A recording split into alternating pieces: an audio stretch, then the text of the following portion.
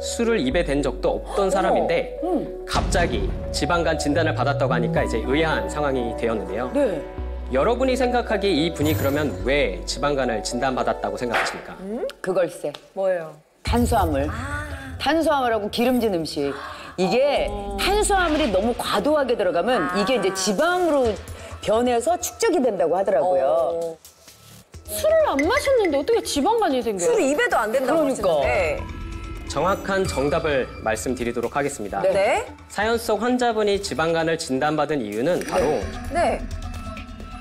고혈당, 고혈압, 이상 지질 혈증으로 혈관에 노폐물이 쌓이는 대사증후군 때문입니다. 대사증후군. 그런데 이 대사증후군이 왜 지방간을 만드느냐? 네. 바로 대사증후군을 가지고 있는 사람의 혈관이 노폐물로 인해서 오염된 상태이기 때문인데요. 혈관이. 맞습니다.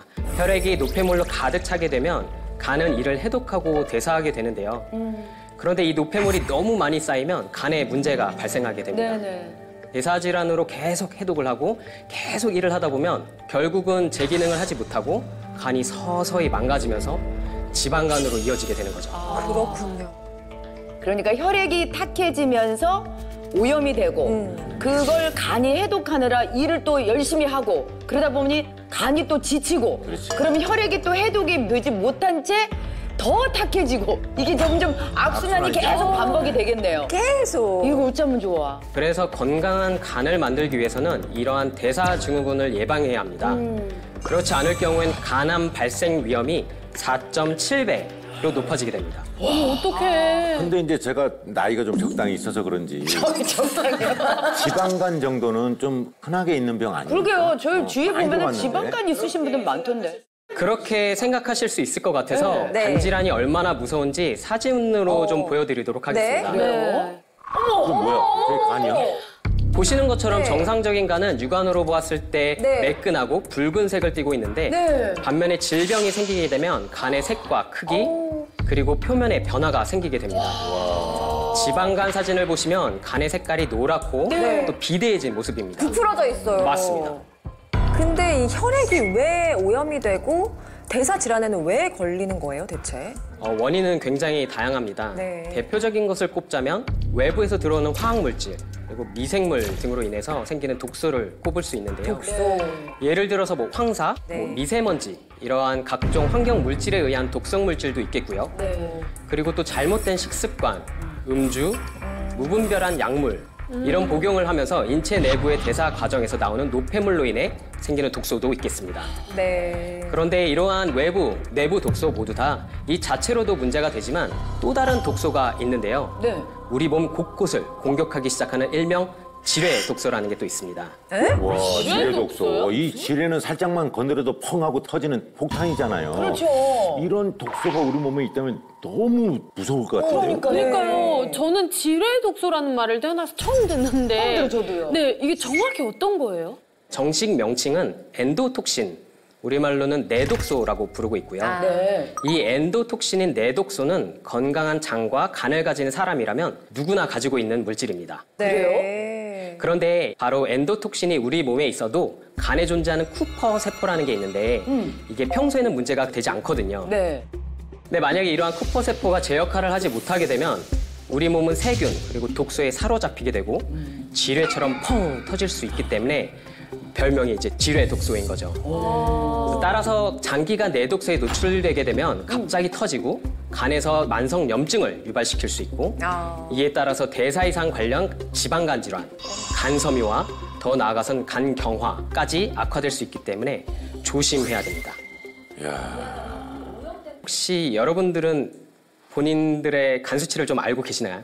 아니요? 간 수치를 알고 다니는 사람이 세상에 몇이나 있을까요? 건강 검진을 해도 그게 네. 다 영어로 돼 있잖아요. 알 턱이 없죠. 제가 하나하나 같이 좀 도와서 설명을 드리도록 네, 하겠습니다. 알아야 될 것 같아요.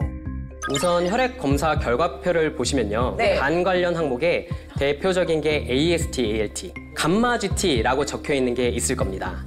간 수치가 안전한지 쉽게 이해해드리기 위해서 신호등으로 좀 표시를 해봤는데요. 네. 먼저 AST, ALT. 이 효소는 간이 하는 수많은 일들 중에서 면역 기능 이런 것들과 관련이 또 있습니다. 그리고 감마 GT라는 수치는 간의 대표적인 기능인 해독 작용과 관련 있는 효소 때문에 나타나는 수치인데요. 노란불일 경우에는 간염이나 지방간 혹은 간경화가 살짝 미약하게 나타난 경우라고 생각하시면 되겠고 빨간불이라면 조금 질병 상태가 중증이기 때문에 빨리 병원에 오셔서 확인을 받아보시는 게 좋겠습니다. 이렇게 정상 수치 기준이 명확하게 나와 있지 않습니까? 근데 환자분은 간암이신데 어떻게 정상 수치가 그러니까요. 나올 수가 있어요? 이 간 수치는 염증으로 간 세포가 파괴됐을 때 나오는 효소를 측정한 값인데요. 네. 이 간 수치가 높을수록 간 손상이 큰 상태를 말합니다. 네. 하지만 간이 염증 단계를 지나서 막판에 딱딱하게 굳어지는 단계까지 있는데 네. 그러한 단계에 오게 되면 간경화 단계로 넘어가게 되고 이런 경우에는 오히려 거의 나오지 않는 경우도 있습니다. 따라서 간경화 단계에서는 간 수치가 정상을 기록하는 경우 이때는 또 통증이 없는 경우도 있거든요. 간은 말이 없다고 그러잖아요. 그래서 간경화를 지나서 암으로 이어지고 또 암덩어리가 간 수치, 통증과 같은 아무런 신호도 내지 않기 때문에 통증이 나타나는 말기에 발견되는 경우가 종종 있습니다. 그래서 많은 분들이 간을 침묵의 장기라고 불리는 이유가 그런 소리 것입니다. 없는 장기. 그래. 예. 간은 마치 우리 엄마들, 어머님들 같은 그러한 장기가 아닌가 싶어요.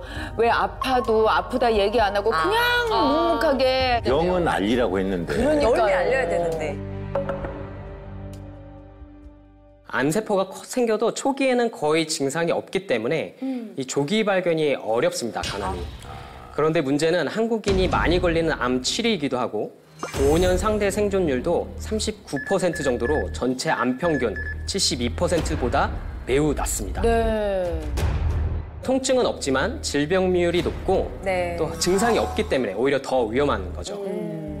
따라서 간은 반드시 주의 깊게 살펴보고 소리가 나지 않아도 열심히 관리를 해야 되는 중요한 장기입니다. 네.